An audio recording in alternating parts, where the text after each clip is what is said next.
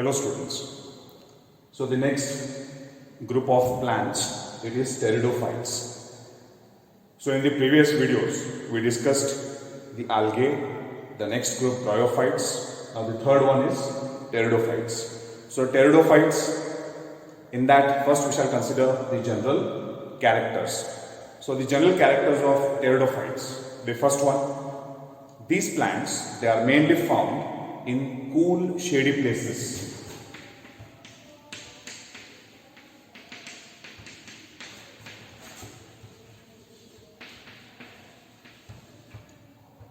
So they are found in cool, moist, shady places.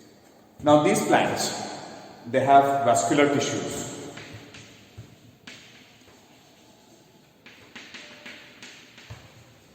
These plants have vascular tissues. Now what are these vascular tissues? These are the complex tissues, right? These are the complex tissues which are involved in transport of food and water.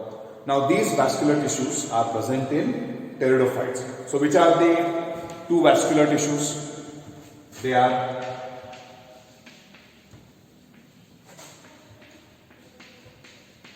xylem and phloem. So xylem and phloem, they are the vascular tissues which are present in pteridophytes. The function of xylem is to transport water. So water is transported by xylem. The function of phloem is to transport food. That's why pteridophytes can be called as vascular plants. Then the next important feature is the plant body. So the plant body of pteridophytes, it is called sporophyte.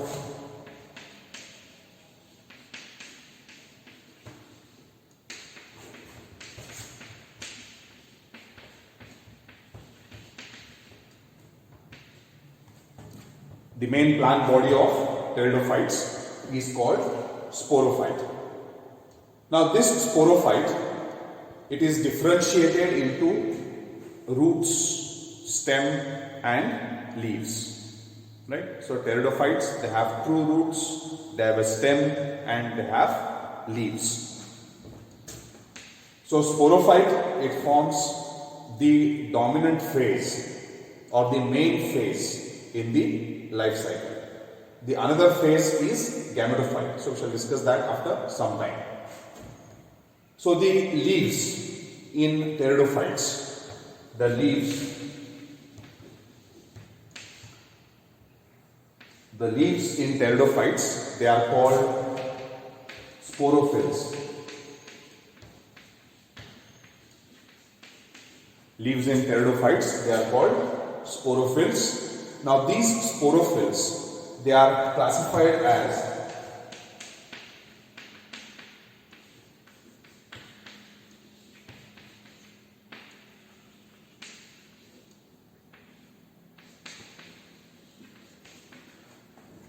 these sporophytes or sporophylls, they are classified as the microphytes and macrophytes, or microphylls and macrophylls. The smaller leaves, they are called microphylls. The larger leaves are called macrophylls. Now these sporophylls, they have specialized structures. They are called sporangia. So leaves of pteridophytes, that is sporophylls, they have specialized structures which are called sporangia. Sporangia is plural. One is called sporangium.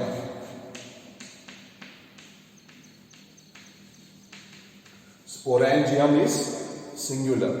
Many are called sporangia. Now what is the function of sporangia? Sporangia are the structures, special structures that produce spores. So spores are produced by sporangia. Now these spores in pteridophytes, they are classified, right? So they are classified as homosporous and heterosporous.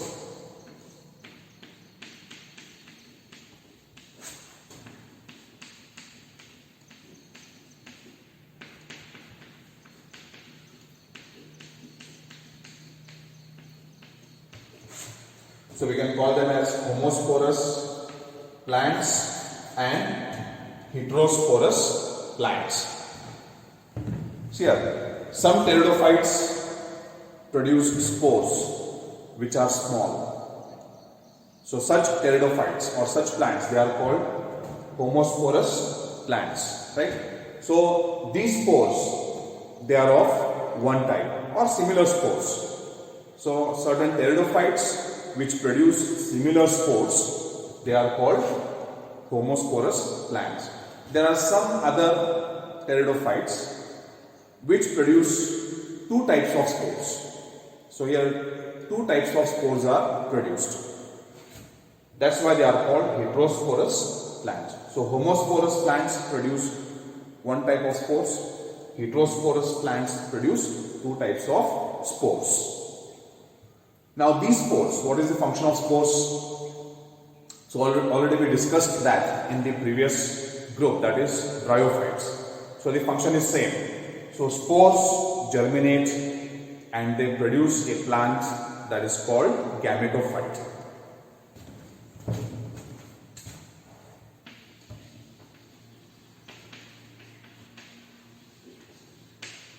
So spores germinate and they produce a stage or a plant that is called gametophyte. Now this gametophyte, it will produce sex organs. Again, what we discussed in the previous group, that is bryophytes, it is similar. So gametophyte produces sex organs which are classified as male sex organs and the female sex organs. So the male sex organs, they are antheridia and the female sex organs are archegonia. So antheridia and archegonia are the sex organs which are produced by gametophyte. Now what is the function of antheridia? One antheridia. So the function of antheridia is to produce male gametes. So male gametes or anthrozoids or sperms are produced by antheridia. Then what is the function of archegonia? The female sex organs. So archegonia produce the female gamete or egg or ovum, right? So female gamete, egg and ovum all are same. So archegonia produce female gamete. Next, these gametes, male and female gametes, they fuse, that is called fertilization, and what is formed? A zygote is formed. A zygote is produced. Now this zygote develops to form sporophyte. Right? Now this sporophyte, it grows and it produces spores. So in this way, you can observe alternation of generations. So how many types of generations are present here? There are two generations in pteridophytes. One generation is the sporophyte, another generation is gametophyte. Both generations alternate with each other in the life cycle. So sporophyte produces gametophyte, gametophyte produces sporophyte. Again sporophyte produces gametophyte. So they alternate with each other in the life cycle, and that is called alternation of generations. So here you may expect a 5-mark question. Write the general characters of pteridophytes. So you have to write these general characters. 1-mark questions can be expected here. Again same, what is antheridium, what is archegonium, then what is alternation of generations. The next we shall consider the classification of pteridophytes. So pteridophytes are divided into 4 classes. Pteridophytes are divided into 4 classes. Those 4 classes are here. So Psilopsida. Here P is silent. P is silent. So it is Psilopsida.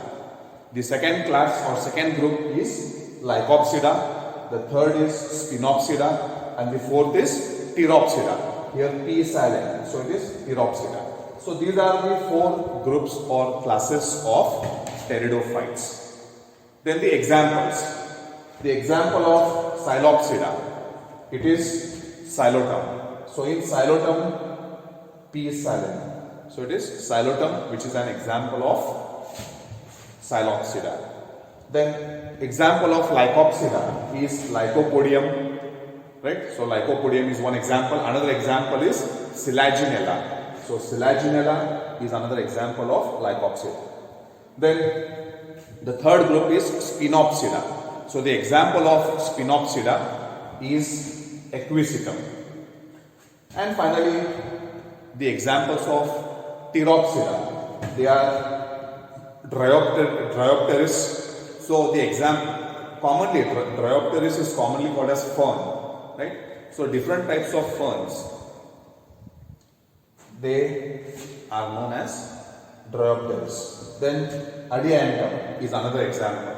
So Dryopteris and Adiantum are the examples of Pteropsida. So that is the classification of pteridophytes. So you have to remember these 4 classes of pteridophytes with examples.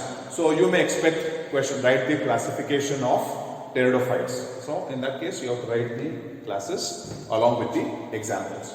So be perfect with the general characters of pteridophytes, their classes and examples.